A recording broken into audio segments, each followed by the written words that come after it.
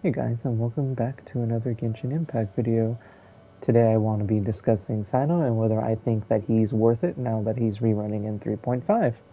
Before we get into it, if you guys find yourself liking my content, please leave a like and subscribe as it really helps me out. Anyway, back to the rest of the video. In order for me to determine whether I think Cyno is worth it or not, I'm going to quickly go through his kit to basically state his role and his usage and his team comps. So first off, Cyno scales when you ascend him off crit damage.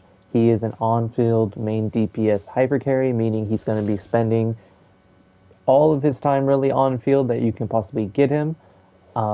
He is an electro damage dealer, and he is perfect for aggravate and hyper bloom comps. At least those are the two comps that I find to be his best in slot. As a spear user who greatly gets a lot of his damage through attack and EM, so any weapons that give any essential stats. So like his best in slot gives him crit rate, but it also gives him bonus attack based off his EM.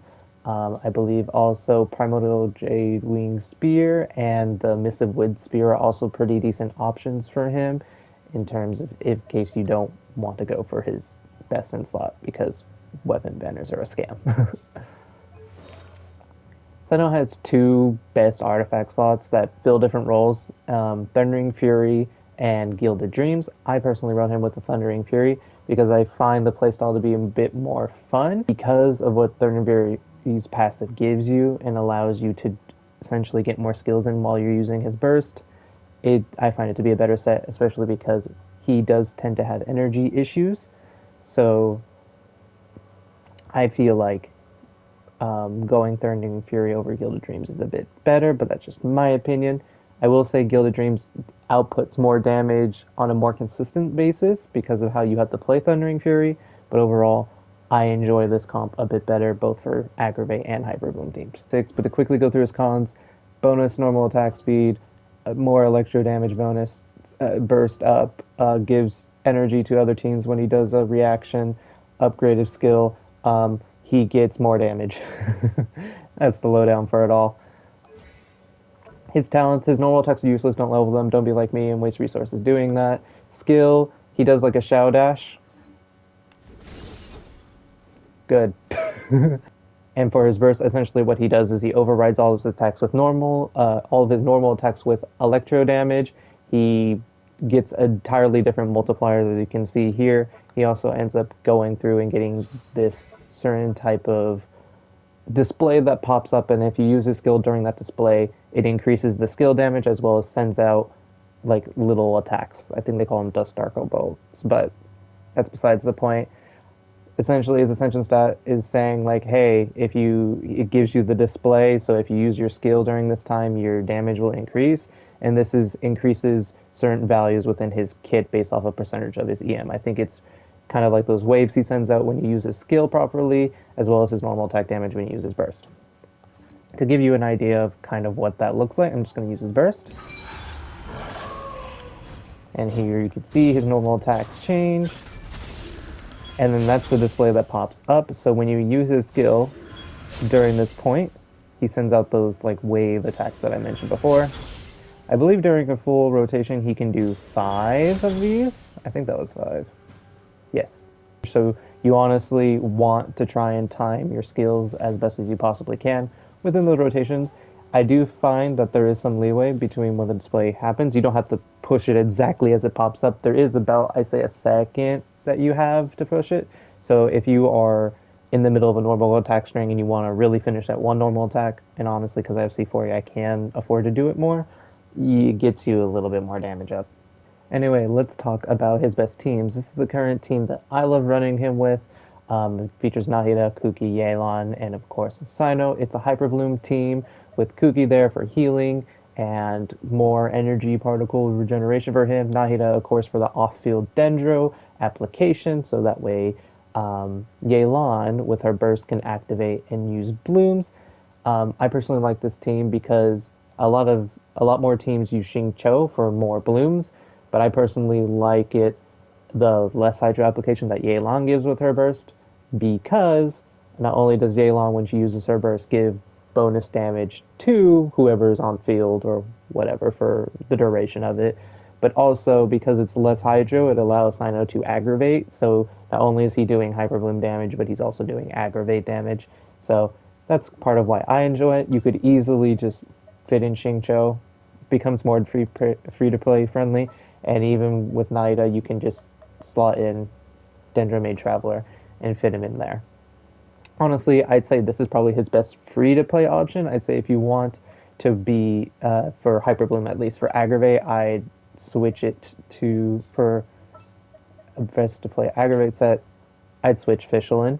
Fischl's skill doesn't work the best with Cyno, but she makes up for it in a lot of her damage. But if you want something that lasts a lot longer within Cyno's burst, I would use someone like a Beto. The only issue that you can have with this is that Beto is also pretty energy hungry, so you're really relying on these three to feed each other and DMC to really carry all of this.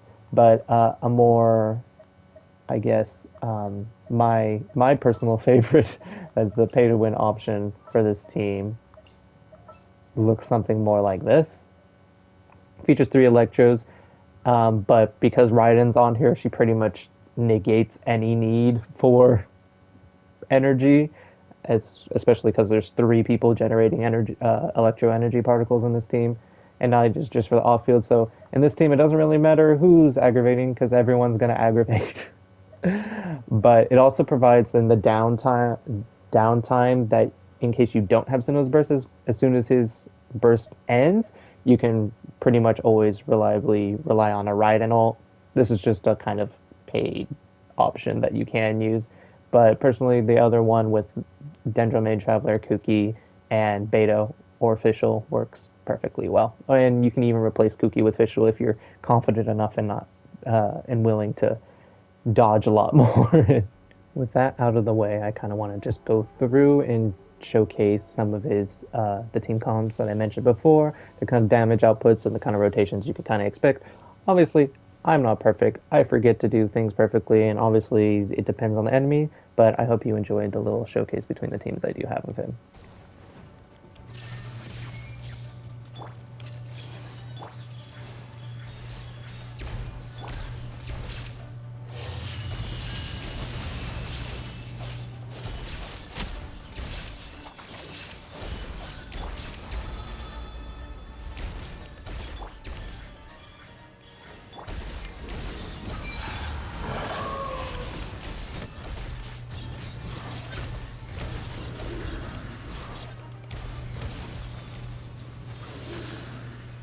A little scuffed, but you know, it works just as well.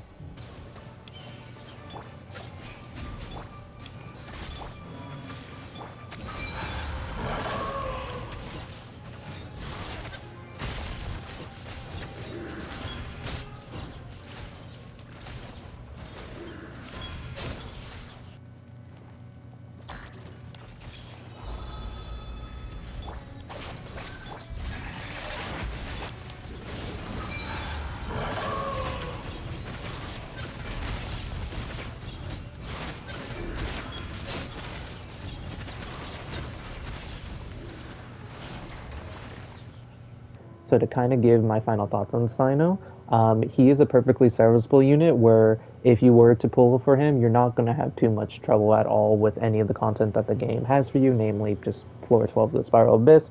But I will say he's not any meta-defining character. You don't need to feel like you need to pull on him, especially if you don't like him or his playstyle. But if you do enjoy him and his playstyle, then he's definitely a character that's pretty good, and he's not really going to let you down.